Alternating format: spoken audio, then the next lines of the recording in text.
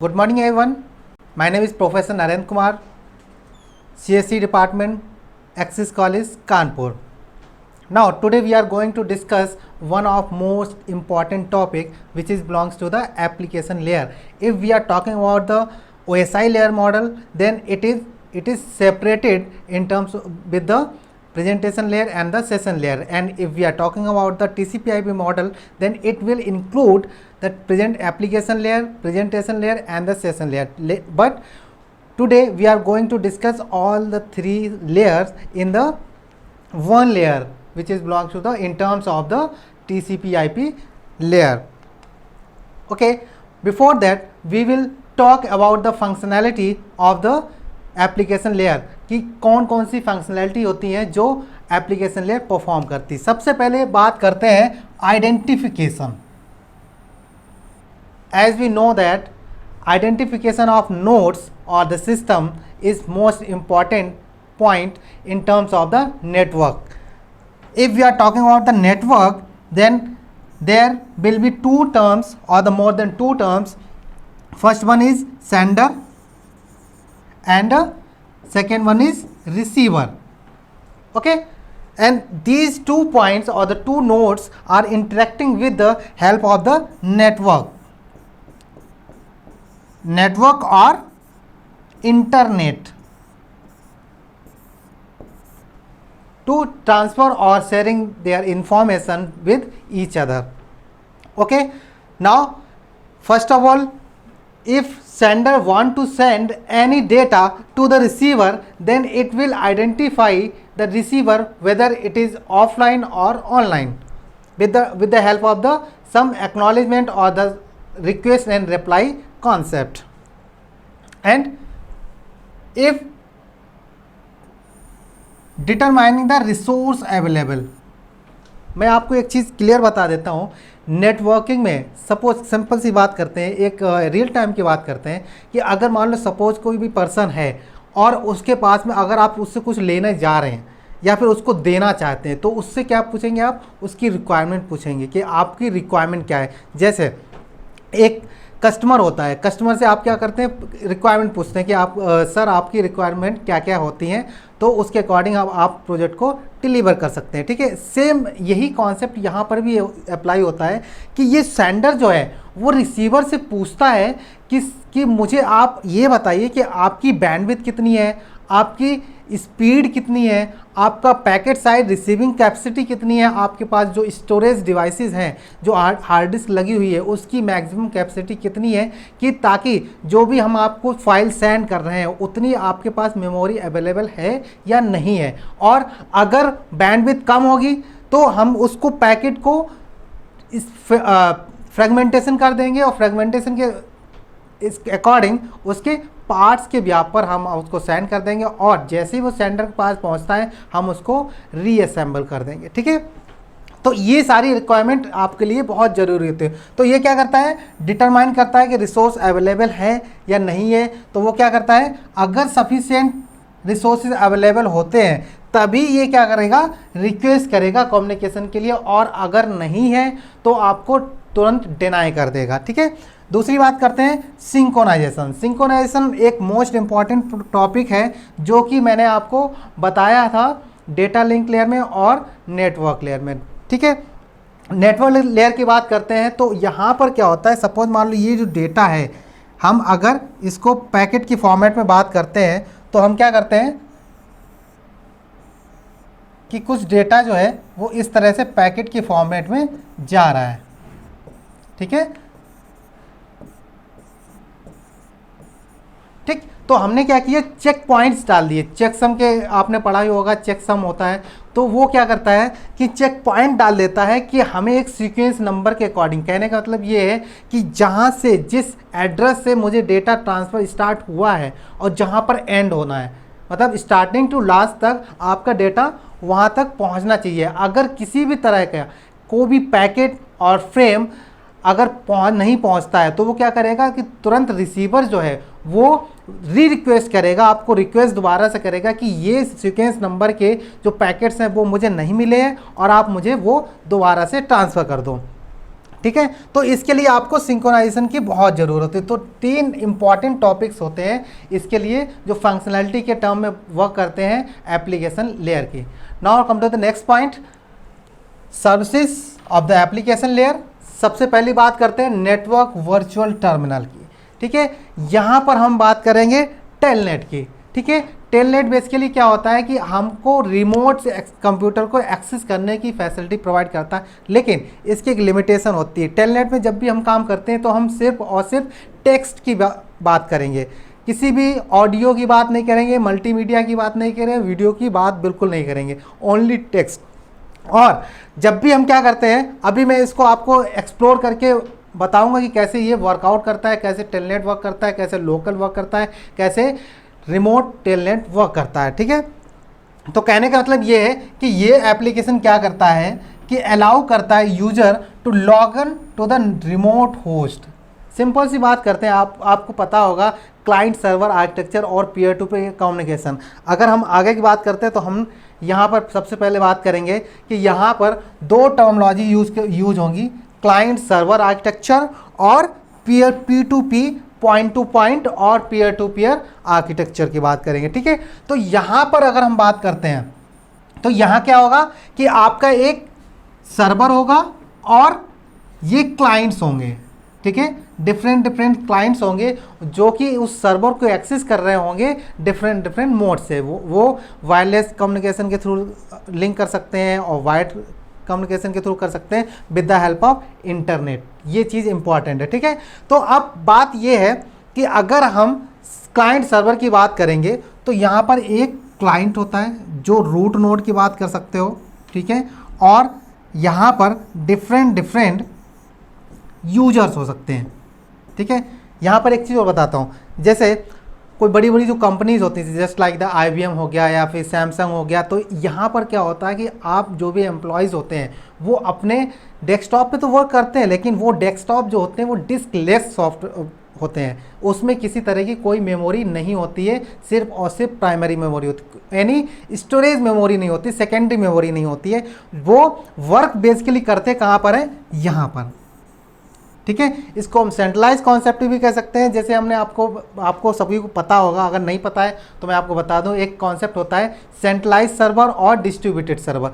तो सेंट्रलाइज में क्या होता है कि सेंटर के पास में मेमोरी होती है और इनके पास में जो ब्रांचेज होती हैं या रिमोट यूजर्स होते हैं उनके पास में मेमोरी नहीं होती है। डिस्ट्रीब्यूटेड में क्या होता है, इनके पास भी मेमोरी होती है और इनके पास मेमोरी होती है। जैसे बैंकिंग सिस्टम, इसमें क्या होता है जब भी ये अपडेट करना होता है तो ये अपडेट कर लेता है। तो क्लाइंट सर्वर में क्या होता है कि ये क्या करेगा कि आपको डायरेक्टली सर्विस देगा, जस्ट लाइक यूट्यूब और फेसबुक। आप क्या करोगे, उनको रिक्वेस्ट दोगे और आपको रिस्पॉन्स मिलेगा, ठीक है।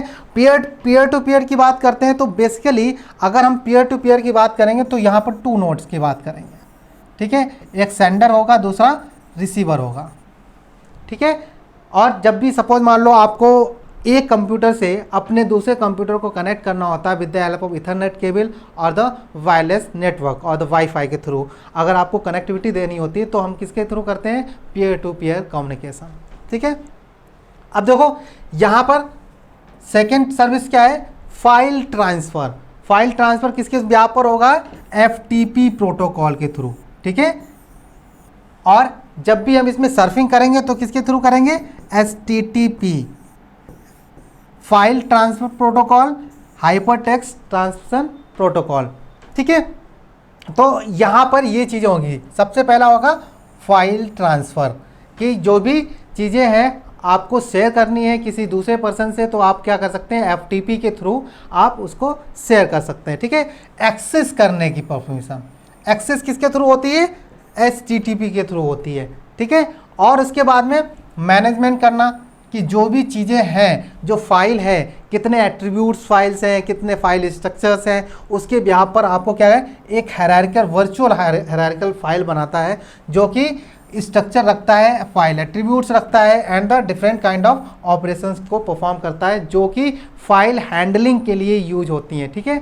फाइल हैंडलिंग क्या क्या होगा, ओपन करना, ऑपरेशन परफॉर्म करना और राइट करना, रीड ऑपरेशन करना और उसको क्लोज करना, ठीक।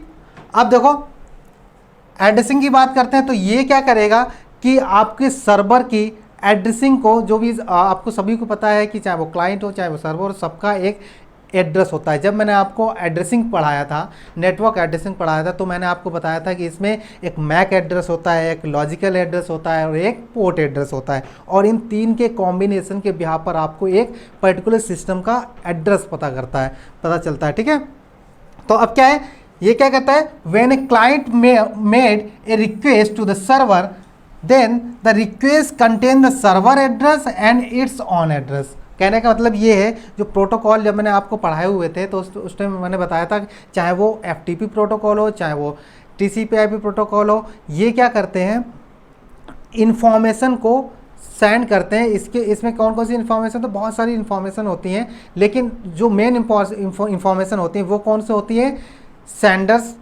की, सेंडर का एड्रेस मतलब सोर्स एड्रेस और डेस्टिनेशन एड्रेस, दोनों की डिटेल होती है, कहाँ से डेटा आ रहा है और कहाँ डेटा जा रहा है, दोनों की इन्फॉर्मेशन इसमें होती है। मेल सर्वर की बात करते हैं, तो जब भी हम मेल फॉरवर्डिंग की बात करेंगे तो यहाँ पर दो प्रोटोकॉल यूज होते हैं, ओनली 2 प्रोटोकॉल्स। कौन कौन से, SMTP प्रोटोकॉल और POP3 प्रोटोकॉल। ठीक है, तो ये आपको ये भी सर्विस प्रोवाइड कराता है। तीसरी बात करते हैं डायरेक्टरी सर्विसेज। इसमें क्या होता है कि अगर हम ग्लोबली इंफॉर्मेशन को एक्सेस कर रहे हैं तो आपको एक ऑब्जेक्ट और सर्विसेज के बिहाफ पर आपको एक डायरेक्टरी, कहने का मतलब ये एक स्पेस, एक पाथ बना के आपको डेटा को प्रोवाइड कराता है in the form of the distributed data base. अब देखो, the most important topic is the authentication. ये आपको एक फैसिलिटी प्रोवाइड कराता है कि जो भी इंफॉर्मेशन, जो भी आप सर्वर पे जा रहे हैं, तो आप whether you are authenticated person और not, then if you are authenticated person then it will provide the access permission, otherwise it will deny to your permission. Now come to the next point, the client server model. As we know about the client server, there are one client and maybe more than one client, okay, but there is only one server who will provide all the information to their users with the help of internet.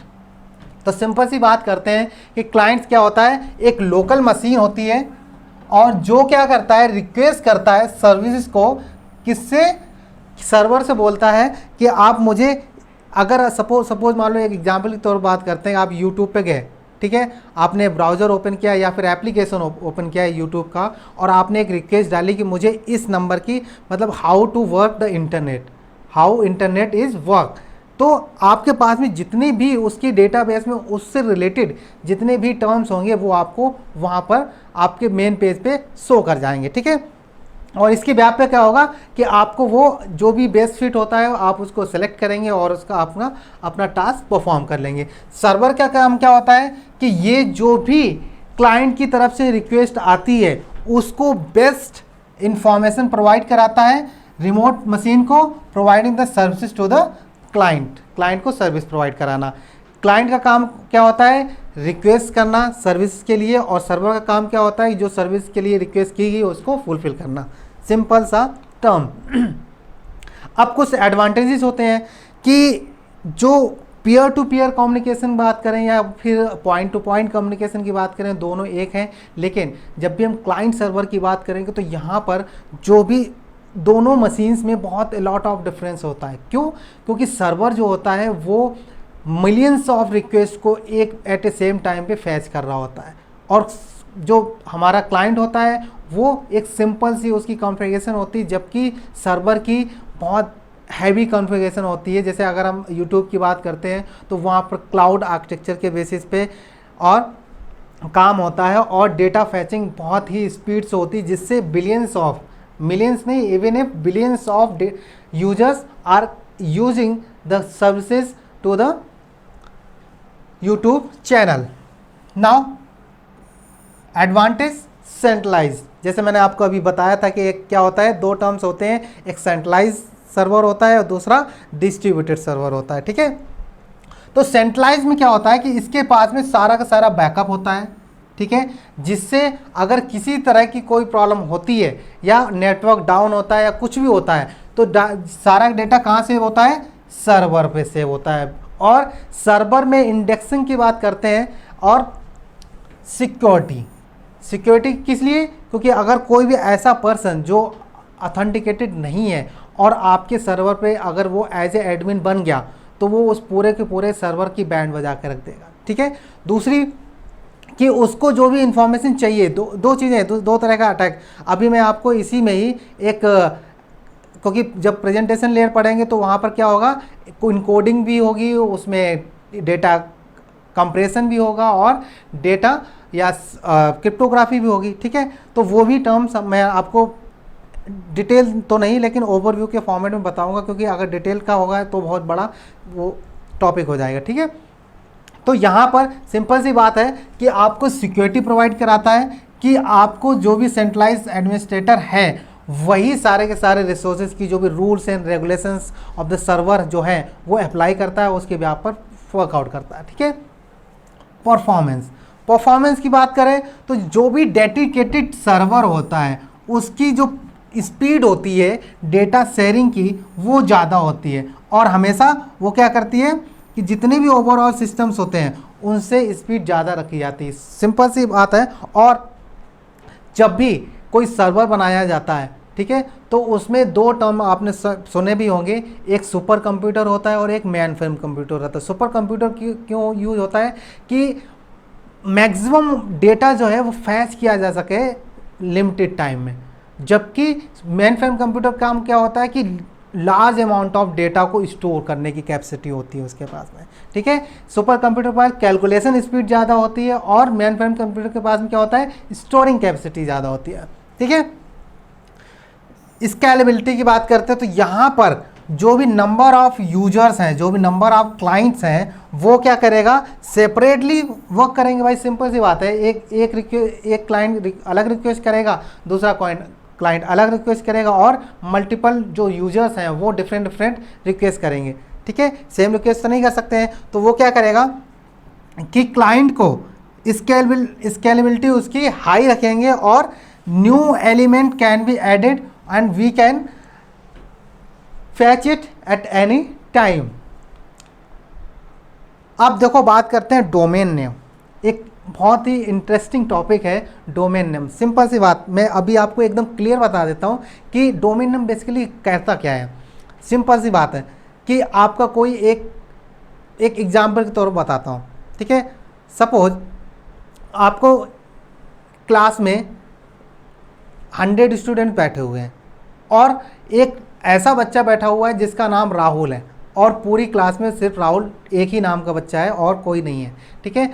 लेकिन अब इसको दो तरह से हम call कर सकते हैं। जैसे जब मैंने आपको पाइथन की क्लास पढ़ाई थी तो मैंने आपको call by value, call by reference का बताया था। तो इसमें हमने क्या किया था कि मुझे ये पता है कि राहुल जो है वो सेकेंड सीट पे मिडिल की सेकेंड सीट की सेकेंड मिडिल में बैठा हुआ है, ठीक है। तो हम क्या करेंगे, हम उसको दो तरह से कॉल कर सकते हैं। पहला क्या होगा कि राहुल बेटा खड़े हो जाओ, ठीक है, वो खड़ा हो जाएगा। दूसरी बात हम ये कहेंगे कि अगर उसका हमें नाम नहीं पता होगा तो हम क्या करेंगे, उसको ये बोलेंगे सेकेंड सीट पे जो मिडिल में बच्चा बैठा हुआ है वो खड़ा हो जाए, तो वो क्या होगा, तुरंत खड़ा हो जाएगा। मतलब कहने का मतलब दोनों टर्म एक ही वैल्यू को पॉइंट कर रहे हैं। तो यहाँ पर क्या है कि सपोज मान लो आपका एक आईपी एड्रेस है, ठीक है, और इस आईपी एड्रेस को मैंने दे दिया नाम google.com, ठीक है। और अगर सपोज मान लो तो आपसे अगर ये पूछा जाए कि फेसबुक की आईपी एड्रेस बताओ, नहीं पता होगी, यूट्यूब की आईपी एड्रेस बताओ, नहीं पता होगी, लेकिन आपको डोमेन नेम पता होगा। क्यों? क्योंकि डोमेन नेम बेसिकली हम एक टर्म यूज़ करते हैं जो भी ईजियर होता है टू अंडरस्टैंड, जो हमारे लिए ईजिली हम उसको लर्न कर सकें, याद रख सकें, उस टर्म को हम यूज़ करते हैं instead of IP addressing. IP address के जगह पर हम एक नाम यूज़ करते हैं जो हमारे लिए फैमिलियर होता है, जो हम उसको ईजिली याद रख सकते हैं। तो डोमेन नेम का काम यही होता है। तो ये क्या है कि हमने एक आईपी एड्रेस प्रोवाइड कराया, जो कि एक सर्वर का आईपी एड्रेस है, लेकिन हम उसको एक डोमेन नेम प्रोवाइड कराएंगे जिसके थ्रू आप बार बार ये थोड़ी नहीं याद रखोगे।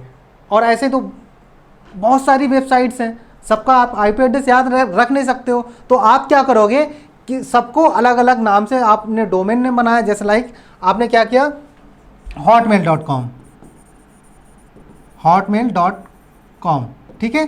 अब उसके बाद में gmail.com या facebook.com, गॉट इट। और ऐसे ही अगर हम डिफरेंट बात करें तो yahoo.com हो गया, ठीक है। लेकिन ये चीज़ हमें याद है, लेकिन हमें इनके आईपी एड्रेस याद नहीं हो सकते। तो इसके लिए हमने एक सिंपल टर्म बनाया कि जो हम ऐसे आईपी एड्रेस को याद रखने से अच्छा है हम एक ऐसा नाम सजेस्ट करें जिससे हम फैमिलियर हों और उसको ईजिली एक्सेस कर सकें, ठीक है। तो हमने इसके लिए एक नाम बनाया जिसको कहते हैं DNS और द डोमेन नेम सिस्टम। तो अब DNS की बात करते हैं तो ये क्या करता है, मैपिंग करता है mapping between the name of host on the network and the number numerical address. Numerical address क्या है, ये एड्रेस है आईपी एड्रेस IPv4 का, ठीक है। और इसके बाद बात करते हैं DNS require the functionality of the internet and each node in the tree has the domain name and the full domain name in the sequence of the symbol, ठीक है। ये क्या है, सीक्वेंस है ना।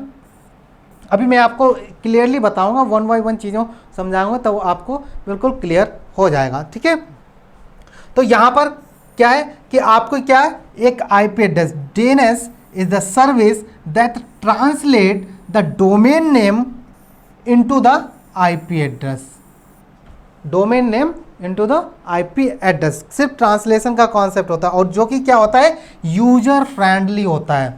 यूजर फ्रेंडली होता है जिसको हम याद कर सकते हैं होस्ट के नाम पर instead of remembering the IP address. हम क्या करते हैं कि एक होस्ट नेम बनाते हैं आईपी एड्रेस की जगह पर, ठीक है।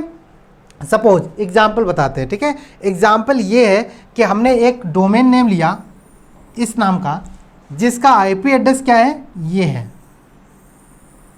तो आप इसको इजीली याद नहीं रख सकते हैं, लेकिन इसको आप इजीली याद रख सकते हैं, ठीक है। तो ये टर्मिनोलॉजी डोमेन नेम के लिए यूज होती है। अब देखो ये वर्क कैसे करता है, ये भी बताते हैं आपको। यूजर है, इसने क्या किया, रिक्वेस्ट की किसको ओपन करने के लिए, amazon.com, कुछ शॉपिंग करनी होगी तो इसलिए उसने ओपन करनी, ठीक है। तो ये क्या कहाँ गया, वेब सर्वर के पास गया। वेब सर्वर बेसिकली कैसे कैसे वर्क करता है, एक तो सर्च इंजन की तरह भी काम करता है और अदरवाइज ये डेटाबेस सर्वर की तरह भी काम करता है। तो ये क्या करेगा, उसको डिटेल्स देगा उस पर्टिकुलर सर्वर के लिए जो आपका DNS सर्वर होगा। DNS क्या करेगा, उसको आईपी एड्रेस प्रोवाइड कराएगा, उस पर्टिकुलर इस साइट का आईपी एड्रेस इस वेब सर्वर को प्रोवाइड कराएगा और ये क्या करेगा, इसको इंफॉर्मेशन, जो भी इंफॉर्मेशन दी है, रिक्वेस्ट दी है, वो इसको फुलफिल करके दे देगा, ठीक है। अब देखो ये चीज़ और इम्पॉर्टेंट है कि जब भी हम DNS बनाते हैं तो इसमें 3 टर्म्स यूज़ करते हैं। कौन कौन से यूज़ करते हैं, इनवर्स डोमेन, जेनेरिक डोमेन और कंट्री डोमेन, ठीक है। अगर हम इनको भी हम सेपरेट कर सकते हैं, क्योंकि देखो क्या होता है, जैसे आपने सुना होगा .com या .org या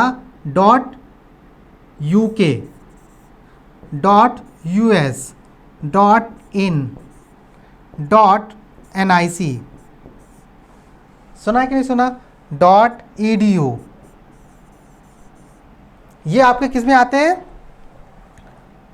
ये आपका जेनेरिक में आ गया और ये जो ये टर्म्स हैं ये आपके कंट्री में आ गए। क्यों, क्योंकि .uk किसके लिए होता है, यूनाइटेड किंगडम के लिए होता है, और US किसके लिए होता है, यूनाइटेड स्टेट के लिए यूज होता है, और IN किसके लिए होता है, इंडिया के लिए यूज होता है, ठीक है। तो इन 3 टर्म्स में आप किसी भी DNS को डिवाइड करेंगे, ठीक है। एग्जाम्पल के तो हम समझते हैं, सपोज एक रूट लेवल है, ठीक है। इसमें हमने क्या किया, डिफरेंट जितने भी DNS है उनको हमने डिवाइड कर दिया, कैसे में, .com जो कॉमर्शियल यूज होता है, ईडीयू एजुकेशन के लिए, गवर्नमेंट इंस्टीट्यूशन के लिए, GOV and int, mail, net and ORG. ठीक है, अब एक टर्म और यूज़ करते हैं, इसमें ईडीयू के अंदर ये टर्म्स आ रहा है, फिर उसके अंदर ये टर्म्स आ रहा है, तो इसको हम क्या करेंगे, डॉट के साथ में सेपरेट करते चले जाएंगे और आपका एक पूरा का पूरा डीएनएस बन जाएगा। Got it? ठीक, तो ये कुछ एग्जाम्पल्स हैं। देखो यहाँ पर एरो की बात करते हैं, एयरलाइंस के लिए यूज होता है, विज किसके लिए होता है, बिजनेस फॉर्म्स के लिए होता है, कॉम किसके लिए होता है, कॉमर्शियल ऑर्गेनाइजेशन के लिए यूज होता है, और ईडीयू की बात करें एजुकेशनल इंस्टीट्यूशन की बात करते हैं, जीओवी गवर्नमेंट इंस्टीट्यूशंस की बात करते हैं, एंड सो ऑन। ये आप इजीली इसको अंडरस्टैंड कर सकते हैं और इनके बिहाफ पर ही आप आइडेंटिफाई कर सकते हैं। सपोज मान लो अगर आपको .edu की कोई वेबसाइट मिलती है तो आपके माइंड में क्या आता है कि ये किसी ना किसी एजुकेशनल इंस्टीट्यूट की वेबसाइट है। ठीक है, अब देखो यहाँ पर कंट्री डोमेन की बात करते हैं, तो कंट्री डोमेन क्या है कि अगर हम यूएस यूज़ कर रहे हैं तो किसके लिए यूज़ कर रहे हैं, यूनाइटेड स्टेट। और इसलिए भी होता है कि जितने भी ऑल ओवर वर्ल्ड में जितनी भी कंट्रीज़ हैं उनको इस तरह से डिज़ाइन किया गया है उनके सर्वर्स को कि वो डिस्ट्रीब्यूटेड वे में काम करें। सब जस्ट लाइक वन एग्जांपल की बात करते हैं, जैसे youtube.com है। ठीक है, तो YouTube का जो मेन सर्वर वो कहीं ना कहीं यूएसए में लगा हुआ है, फिर वही चीज़ हमें इंडिया में भी यूज़ करनी होती है।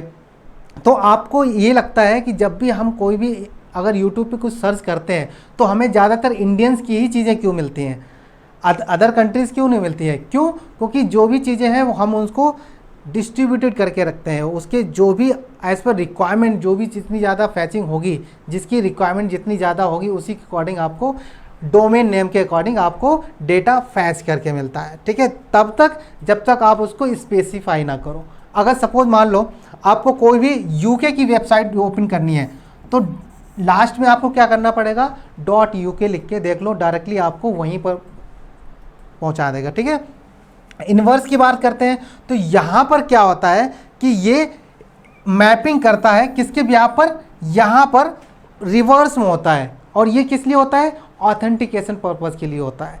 किसके लिए होता है, ऑथेंटिकेशन पर्पज़ के लिए होता है कि जो भी यूजर है जो एक्सेस करना चाहता है उस पर्टिकुलर वेबसाइट को, वो ऑथेंटिकेटेड है या नहीं है। इसके लिए वो क्या होगा, उसके पास में एक आपको यूज़र आईडी मिलेगी, यूज़र आईडी और पासवर्ड। अगर आपके ये दोनों क्रेडेंशियल्स अगर सही है तो आपको वो एक्सेस परमिशन दे देगा, अदरवाइज क्या करेगा, डिनाई कर देगा। और मैसेज क्या देगा, यू आर अनऑथराइज्ड पर्सन। ठीक है, देखो यहाँ पर अगर डीएनएस की वर्किंग की बात करते हैं तो डीएनएस की वर्किंग क्या है कि स्टेप वाइज मैंने इसीलिए आपको बताया हुआ कि पहले क्या होगा, ये आपको एक आईपी एड्रेस प्रोवाइड कराएगा। ठीक है, फिर उसके बाद में रिकॉर्ड मेंटेन करेगा कि ये जो है वो मेरी कैश में है, डीएनएस सर्वर की कैश में आ गया। फिर इसने क्या किया, डीएनएस सर्वर से फैच किया, फैच करने के बाद में ये दोबारा से इसके पास में आ गया, कन्फर्मेशन आ गई। ठीक है, और ये क्या बोलेगा कि in my case domain point this ये हमारे पास में है। ठीक है, अब ये क्या करेगा, थैंक्स फॉर द रिस्पॉन्स, कि जो आपने रिक्वेस्ट की थी वो उसका आपके पास में रिस्पॉन्स आ गया इस सर्वर के पास में, और ये आपको तुरंत रिवर्स में आपको रिक्वेस्ट भेज देगा जो भी आपका क्लाइंट है। ठीक है, ये क्लाइंट साइड पे वर्क कर रहा है और ये सर्वर साइड पे वर्क कर रहा है। ठीक है, अब नेक्स्ट पॉइंट पे आते हैं, HTTP protocol, hypertext transfer protocol, जो कि बहुत ही ज़्यादा मेन इंपॉर्टेंट पॉइंट है। अगर हम बात करते हैं ट्रांसपोर्ट लेयर, जब मैंने आपको पढ़ाई थी तो उसमें बताया था कि दो सर्वर उसमें वर्क करते हैं, कौन कौन से, FTP एंड HTTP। ठीक, अब उसमें वर्क करते हैं UDP और TCP/IP। इसमें क्या करता होता है, इसमें आपके FTP, जैसा मैंने अभी आपको बताया था, FTP एंड HTTP वर्क करते हैं। ठीक है, अब देखो HTTP क्या करता है कि ये सिर्फ और सिर्फ सर्फिंग का काम करता है। आपके डेटा ट्रांसफ़र का अगर लार्ज अमाउंट ऑफ डेटा है, मोर देन 25 MB डेटा है, तो आपको FTP प्रोटोकॉल का यूज़ करना पड़ेगा, otherwise HTTP is more sufficient for the data communication. और अगर हम इसकी बात करते हैं तो जो प्रोटोकॉल है वो किसको यूज़ करता है, वर्ल्ड वाइड वेब, ठीक है, वर्ल्ड वाइड वेब को यूज़ करता है। और जो भी इंफॉर्मेशन है वो ट्रांसफ़र करता है, जो डेटा है वो मे बी किसके टर्म में हो सकता है, प्लेन टेक्स्ट के टर्म में हो सकता है, हाइपर टेक्स्ट हो सकता है, ऑडियो हो सकता है, वीडियो हो सकता है, एंड सो ऑन, कुछ भी हो सकता है, ठीक है। देन अपार्ट फ्रॉम दैट ये क्या करता है कि जो भी इंफॉर्मेशन है उसको एक चीज़ और है इसमें, जो अगर मैं FTP की बात करता हूँ या फिर HTTP की बात करता हूँ तो दोनों में कहीं ना कहीं डिफरेंसेस होते हैं। अभी मैं आपको ये भी बताऊँगा कि FTP ही क्यों यूज़ करते हैं, HTTP क्यों नहीं यूज़ करते हैं, उसके भी कई सारे रीजंस होते हैं एफिशिएंसी और सिक्योरिटी के पॉइंट ऑफ व्यू। तो अगर हम HTTP की बात करते हैं तो ये मोर सिक्योर होता है, FTP लेस सिक्योर होता है। लेकिन स्पीड की बात करते हैं तो FTP मोर स्पीड होती है इसकी और HTTP की डाउन होती है। लेकिन ये सर्विस अगर मैं सर्फिंग के लिए बात करता हूँ या रिक्वेस्ट एंड रेस्पॉन्स की बात करता हूँ तो HTTP इज़ बेस्ट। देखो HTTP is similar to the FTP as the transfer of files from the one host to the another host, but HTTP is simpler than the FTP। ये क्या होता है, सिंपल होता है और FTP से, और जो कम्युनिकेशन होता है ये सिर्फ और सिर्फ कम्युनिकेशन किसके व्याप होता है, no control connection to the transfer to the file. Simple सी बात है कि अगर HTTP में अगर कोई भी कम्युनिकेशन हो रहा है तो वो एक सीक्वेंस में होता है कि जब तक उसने जो सेंडर है उसने जब तक उसको रिक्वेस्ट की और रिक्वेस्ट का जब तक आपको रिप्लाई नहीं आता है, जब तक एक्नॉलेजमेंट नहीं आएगा तब तक वो नेक्स्ट जो डेटा है, जो फ्रेम्स के अगर हम सीक्वेंस नंबर के अकॉर्डिंग बात करते हैं तो नेक्स्ट सीक्वेंस में जो भी डेटा आने वाला है, जो फ्रेम्स आने वाले या पैकेट्स आने वाले हैं, उनको तब तक नहीं सेंड करेगा जब तक उसकी एक्नॉलेजमेंट नहीं आ जाती। लेकिन FTP में क्या होता है कि जैसे ही उसको रिक्वेस्ट मिलती है FTP की, वो सारा का सारा डेटा सेंड कर देता है और सेंड होने के बाद में सिर्फ इतना पूछता है कि आपके पास में जो भी डेटा पहुंचा है उसका कोई सीक्वेंस नंबर तो मिस नहीं हुआ है, और वो जो रिसीवर है वो क्या करेगा, उन सीक्वेंस जो लॉस्ट हुए हैं, जो पैकेट लॉस्ट हुए हैं, उनके सीक्वेंस नंबर के व्याप पर उनको दोबारा से रीसेंड करवा लेता है, ठीक है। अब देखो HTTP की बात करते हैं तो ये क्या होता है, कनेक्शन लेस, ये कनेक्शन ओरिएंटेड होगा यहाँ पर, ठीक है, सॉरी कनेक्शन ओरिएंटेड होता है, कनेक्शन लेस कौन सा होता है, और कनेक्शन ओरिएंटेड होता है। और दूसरी बात ये है कि HTTP क्या होता है, क्लाइंट इनिशिएटेड होता है, ये रिक्वेस्ट करता है और जो किसका वेट किसका करता है, रेस्पॉन्स का। सिंपल सी बात है कि अगर मैं बात करता हूँ इस तरह की, ये आपका सर्वर साइड है और ये आपका क्लाइंट साइड है और ये आपका सर्वर साइड है, ठीक है। तो ये क्या करेगा, इसको रिक्वेस्ट करेगा, ठीक है, और रिक्वेस्ट करने के बाद में ये क्या करेगा, इसको रेस्पॉन्स करेगा।